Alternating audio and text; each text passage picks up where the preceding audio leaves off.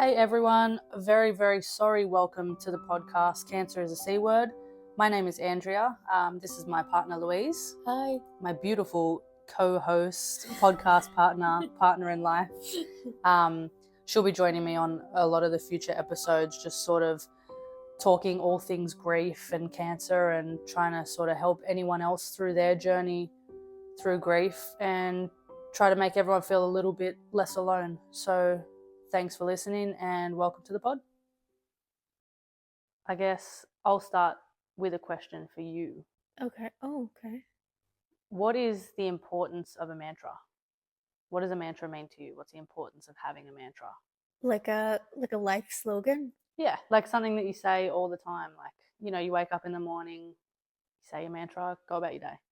Do you have like an intention? Like what you're like intending to do or how you intend to feel or like if you're worried about something, like having a mantra to like not let things get to you too much.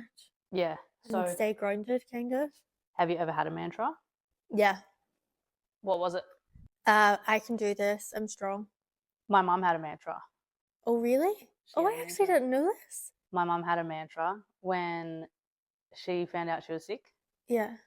And every morning she used to wake up in true Jean and Judd fashion and just say, fuck off, fuck off, fuck off, fuck off. Yeah. Every morning she'd look at her stomach and she'd just say, fuck off. Yeah. Because she wanted the cancer to fuck off. And even though she had stage 4 and they said that it was incurable, she believed that telling it to fuck off would make it fuck off. So mantras, there we go. Well, it did for a long time. It did for a long time, unfortunately not long enough, which I guess is what led me to wanting to start this podcast. Yeah. So let me start from the beginning of my recent. A few weeks ago was Mother's Day. It's my first Mother's Day without Mum. It was fucking hard, a lot harder than I thought it was going to be, and somehow harder than the funeral, somehow harder than everything. I think it was just, I guess because there was such a big gap between her dying, which she passed away on the 30th of June 2024. And so now it's 2025 May. It's a pretty decent gap. We had like the first thing without her, first big thing I guess was my nephew being born, which I think obviously affected me, but definitely affected my brother more. So my concern was more with him than myself. Then we had Christmas, which we went back home with your family to Ireland. So I was very distracted and full of love and all beautiful people welcoming me, and I had a lot surrounding me. Do you know what I mean? So that. Do you feel like because it was all like new, that it like obviously it is still going to be a massive focus, but because there was like everything was new, do you know what I mean? You had to like adjust to so many things. Did that keep you more distracted, do you think? Yeah, I think it made it easier in a way, even though it was at the time like really overwhelming. Like we had, so Mum passed away on the 30th of June.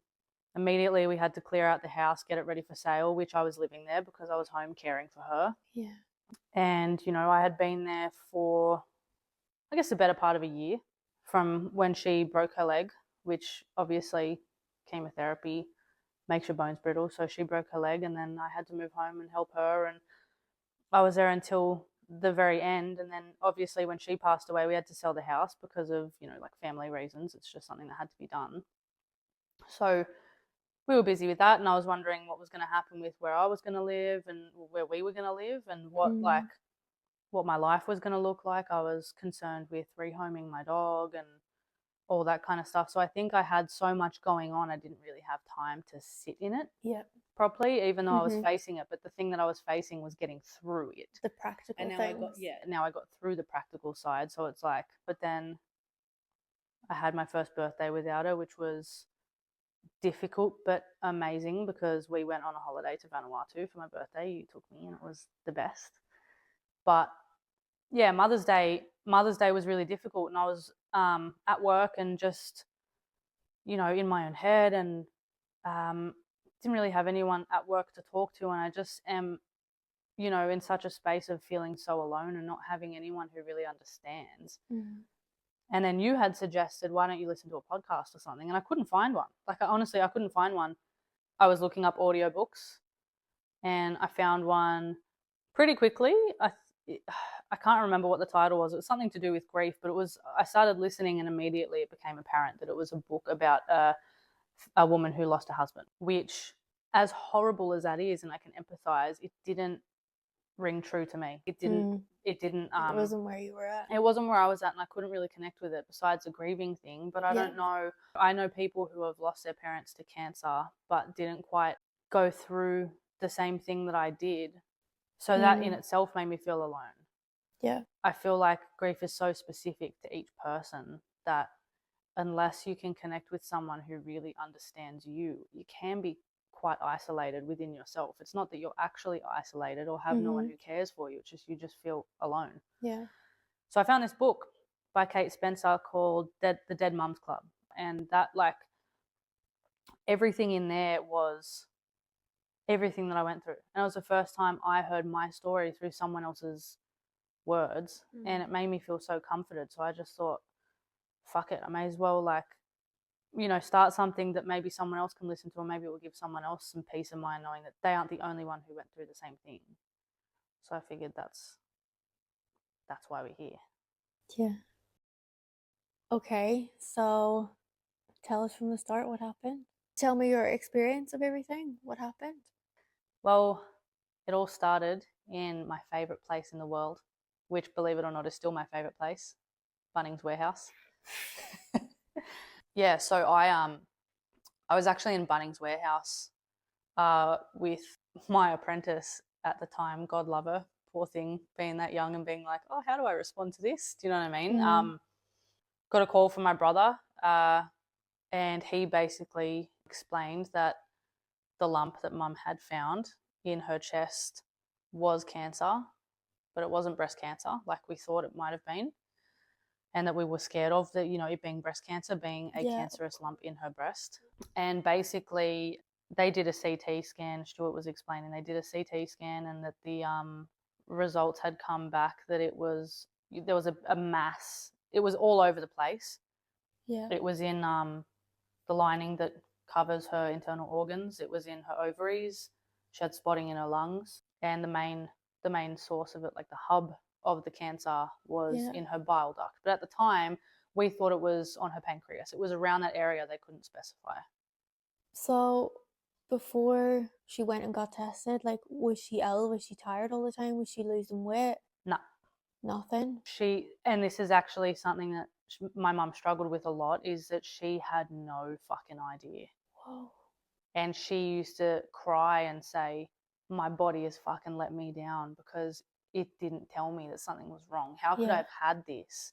How could I have this much cancer in me and not know that something's wrong? The only reason she thought is because she had this little lump on her chest. It wasn't even like in her breast. It was sort of like in your pec sort of thing. She had a tiny little pea-sized lump in her pec that they had biopsied. So eventually, obviously, they found out that it was cancer, but they noticed that it wasn't breast tissue, so it had obviously metastasized from another spot, right? So when they did the CT scan, it was not inconclusive, but it also wasn't conclusive of a certain spot.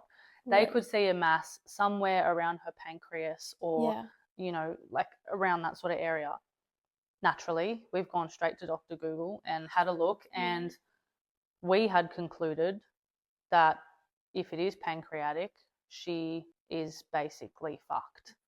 That it's quick, it's aggressive, and, you know, really, really horrible. And anyway, so something that people don't actually know if they haven't gone through this, something that I certainly didn't know, my brother didn't know, and my mum didn't know, is that everything takes a really fucking long time. So you would think, if you find out that you have cancer that could potentially be a terminal cancer, that they would really push every day to get your results and tests immediately. They don't. It takes weeks.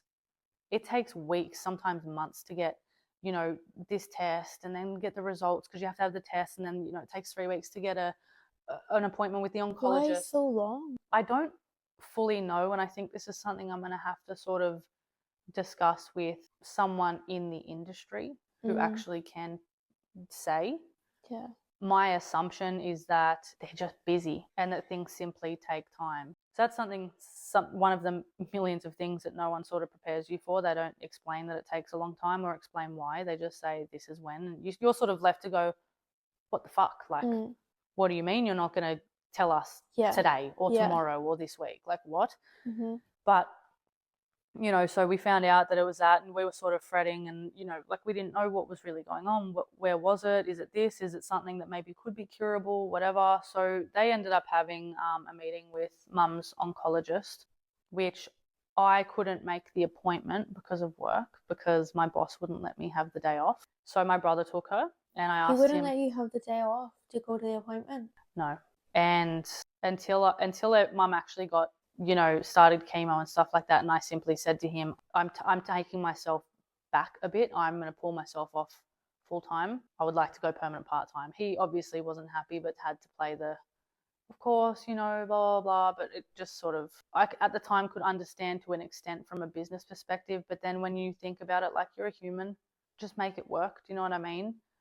It was very frustrating. That was the start of, not really having much space and feeling like I owed someone something, because I'm just not going to comment on this whole section. Yeah, it was hard. The work-life balance at that time was very fucking difficult, but obviously I prioritized my mum because I had to. But that first appointment, for whatever reason, I felt okay with just Stuart going. I guess I didn't really expect it to be, of course, life-threatening. You don't really think that those sort of things happen to you in real life. You kind of isolate yourself from the reality of horrible things until you experience them. Yeah. You don't ever think that your mum's going to die of cancer. You just don't. You just hear it as a sad story. You don't think that it could ever be your reality until it is. And it's kind of like, fuck, whoa, like. But yeah, so he went to the appointment. I asked if he could voice record the appointment, and he did, and he sent it to me, and but he called me and he told me, and he said, Andy, it's bad. And I was like, how bad? And he's like it's bad. It's not good.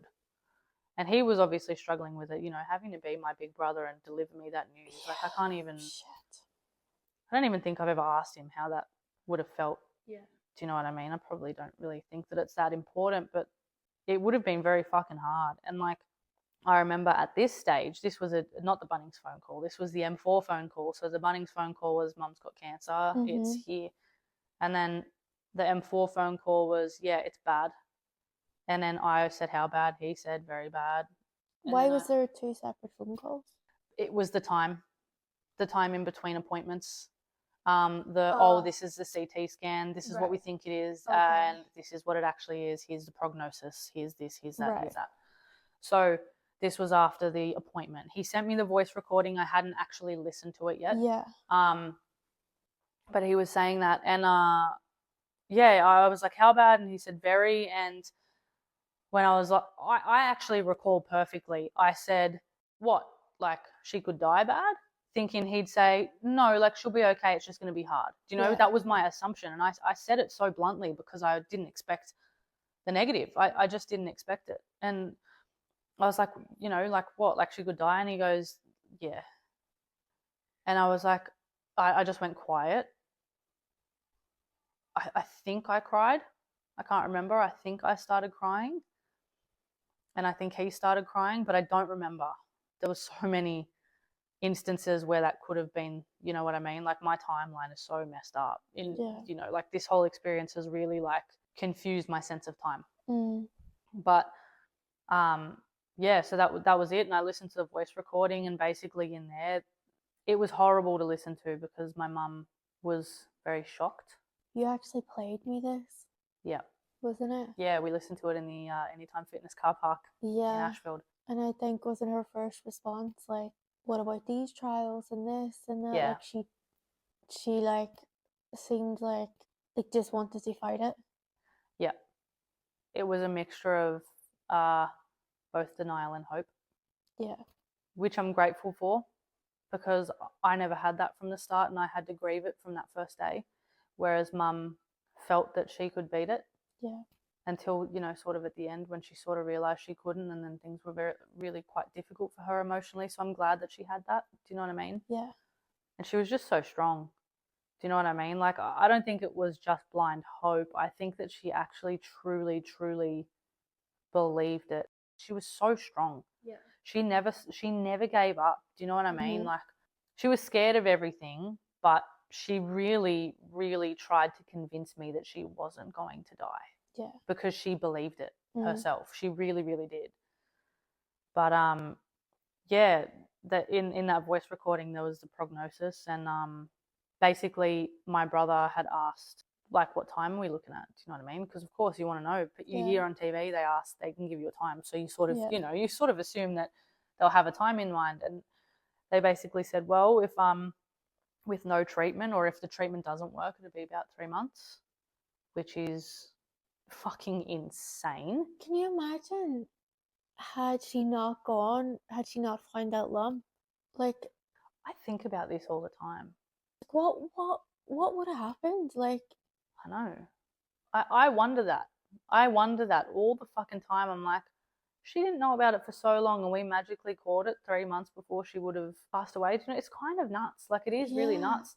But yeah, it was 3 months to a year and a half to 2 years. That was sort of the time spans, and that's exactly what it was. You know, Mum responded really well as you could to chemo. It shrunk it, and then she was stable for long enough that, you know, it wasn't the 3 months, and it wasn't the 6 months, and it wasn't the year. It was about a year and a half to 2 years. Like they said, she was the best case scenario, and it wasn't easy. She was sick and she couldn't eat the foods that she liked, and she was in pain all the time, and her stomach was bloated all the time, and she had to go to the Chris O'Brien Lifehouse and have her stomach drained every, couple of weeks, because she would blow up. Like, she looked 8 or 9 months pregnant. Sometimes she looked 12 months pregnant, which isn't even a thing. Like, she was huge, and it was just it was fucking grueling, and it was horrible, but she really, really pushed. So, that was kind of that. And then January of 2024, she almost passed away. So what I mean by that is she was not eating. She was really, really fucking thin. And when I say really thin, I mean you could see every vertebrae of her spine and feel every bone in her body when you touched her. It was horrible. It was horrible. She was all skin and bones, and she wouldn't eat. She couldn't hold down water. She was throwing up all the time. Like, it was fucking horrible, because she tried. Do you know what I mean? She tried, and like my mum, just like myself, like, she fucking loved food. Yeah. Loved it. And she couldn't hold anything down. And she was so scared of going to hospital, because her mum, my grandma, who we lived with as well, my whole life. We grew up in my grandma and grandpa's house with my mum. My grandma had died about a year before my mum, the April of 2023. So my mum's last year of her life was going through the grief of losing her mum. And, like that January, like, mum was just so sick, and she was so scared of going to hospital, because that's where my grandma died. Yeah. And we took grandma to hospital to get herself checked out, because all of a sudden her mind went. And she was being really strange, and she wasn't eating, and her body had given up on her. My grandma was like 92 or 93 or something. But she was old, and she was dying, and she died. Like, we took her to hospital, and she died in hospital like 2 days later, 3 days later. And my mum was so scared that if we took her to hospital, that would be her walking to her death, and her accepting, yep, I'm going. My mum didn't want to die in hospital. She wanted to die at home in her room comfortably, as she did. And she was just so scared. So she would not, like, I was fighting tooth and nail to get her to go to fucking hospital. She refused. I was like I had to sit her down and say, Mum, if you don't go, you're going to die. Like, you're dying. Your body is rejecting everything right now. You need fluids. Like, something is really severely wrong. And if this is the moment, and this is what's happening, we'll bring you back home. Yeah. I promise you. Like, and she's like, that's what we said to grandma. That's what we said. And I'm like, Mum, there's no way in fucking hell I would let anyone say no. I will carry you out there on my fucking shoulders if I have to, and bring you home. And she wouldn't go. And so I called Lifehouse. I called day therapy, which is where she got her treatment done. And there was a nurse on staff. Her name was Danny. And she was so fucking helpful. She was like, telling me, like, do this. And if this isn't working, like, she's going to need to come in. I'll see what I can do. Mum didn't want to go to RPA. She'd been to RPA hospital before and she fucking hated it. She wanted, if ever she was going to hospital, she wanted to go to Lifehouse. Yeah. She wanted a bed in Lifehouse with the nurses who she loved and trusted. And that was it. She, like, you know, there was nothing. And she, like, this woman, Danny, said, like, I'm sorry, like, I'll see what I can do, but everything's full, blah, blah, blah. I still to this day don't know exactly what went on behind the scenes, but Danny managed to get my mum a bed and she said, listen, you got to come now. Like, you have to come now. So I put mum on the phone and she spoke to her and mum goes, okay, oh, all right, love. Do you know what I mean? Like the way mum did, she loved those nurses, like loved them. Like they just fucking were so amazing and so like they would just go out of the way for someone who was there. Do you know what I mean? Like they actually cared. It wasn't just a job. Even if it is just a job for them, whoever they were as individuals was so nice and so kind that they did everything for her that she needed and to everyone else. And you could see it that they cared. So anyway, so this girl, Danny, got her a room and we went in and, you know, more or less it saved mum's life because had she not gone, there's no fucking way she would have lived. Like the way that she was in hospital for like a week and it was bad. But that day when we went in, Danny's shift had finished and she came upstairs and sat with mum for 20 minutes, like I've, you know, told you about. She went in there, sat with mum for like 20 minutes, held her hand, said, how are you doing, Gina? Like asked her, you know, they just sat and talked. I just stayed out of it. Like mum was just so happy to see her and just immediately felt better. Like she gave her a comfort that I couldn't give her, that my brother couldn't give her, my godmother. Do you know what I mean? Like nothing would soothe my mum except for those nurses and specifically that one nurse that really like made her feel like she wasn't going to die and that she could trust her. And she did. And she ended up giving mum, you know, like another 5-6 months. So that was that. And then we eventually ended up coming home. She was alive for my nephew's first birthday, which was the one thing I was praying for. And yeah, then just everything sort of happened from there. And, you know, come June, mum was slowing down a bit. She had another scare at Mother's Day after that January. She had another scare at Mother's Day 2024. Her kidneys were playing up. She wasn't able to pass urine. And so we ended up going to RPA for that. She was in for about a week. Something that people also don't tell you is urinary retention. And like if you don't go to the toilet, you actually get like you kind of seem like you have dementia. Do you know what I mean? Yeah, like you get delirium. Yeah, like it's insane. Like no one explained that to me, and mum was being like loopy as fuck. You know, like my mum was always loopy and always just she was always silly, but she was just not making any sense. And yeah, that was her last Mother's Day. She spent it in hospital being half the time delirious as fuck, but then, you know, obviously got better. She ended up getting a catheter and all that sort of stuff, so that happened. But yeah, come June, they no one prepares you for how fucking quickly it happens. It was fast. And I remember I have like videos on my phone from like a week before she died and she was still being silly. Do you know what I mean? Her body was slower. She couldn't walk as well as she could, even though she couldn't walk well because of her neuropathy and stuff. But she was normal, and then a week later she was gone. So, you know, if there is anyone listening to this who is looking for signs of getting closer, stop looking. Stop killing yourself with the anxiety because you're not going to know until you know. It's very quick. Just enjoy every moment that you have because I was looking for signs. I was looking for signs for a really, really long time, and all it did was fucking ruin me more than necessary. And I know it's easier said than done, but if you can find it in yourself to stop doing that, stop doing it. And just be aware that it does happen really quickly. So once it does happen, you need to be prepared to drop everything and be there. Yeah. And do yourself a favor. Speak to the palliative care team when it does come to that. If you do at-home care, speak to them and ask what is involved, what is the whole process, so that you can be prepared. Because there was a lot, wasn't there? Yeah. One of my mum's best friends, Tanya, she was invaluable at that time. Do you know what I mean? She she was so helpful. Yeah, she was. She was so helpful because she was a nurse, do you know what I mean? And it wasn't just that she loved mum, but she had the knowledge behind her.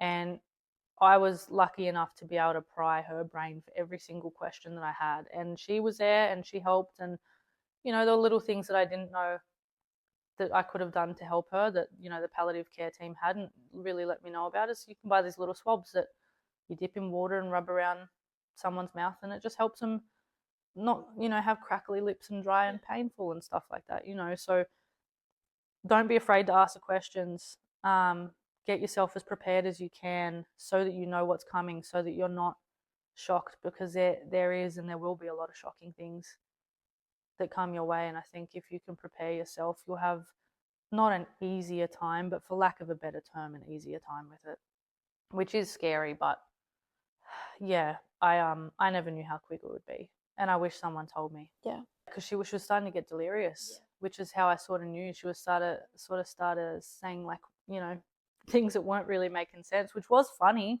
Yeah. You know, yeah, we were trying to get into her Service New South Wales app for something, and my brother was like, fuck, like, I don't know any of her passwords. Maybe if I put mum's phone in her hand, when she sees the screen, muscle memory will kick in and she might just do it. And so he did, and he goes, oh, mum, do you know your password for Service New South Wales? And she sort of paused and looked at him and went, oh. And he's like, yes, she knows it. Yes, this has worked. And she goes, looks at the screen, looks at him with a big smile on her face and goes, it's a 4-click meal. So it's the whole thing of having that sort of knowledge and that preparation beforehand can really help you, because had I known that, perhaps in the days leading up to it getting to that point, and when I say days, I mean days, because all you have is days. It's not weeks, it's days. Yeah. Had I known, I could have said more of the things I wish I could have said. And I could have, you know, thanked her for being such an amazing mum and told her she never had to be insecure about not being good enough, because I'm sure every mum feels that way, that they're not good enough for their kids, because, you know, you love your kids, and my mum fucking loved us. She did everything for us, and my mum didn't have much of a life outside of us, because she committed everything to us because she loved us so much. And I definitely said everything I needed to say.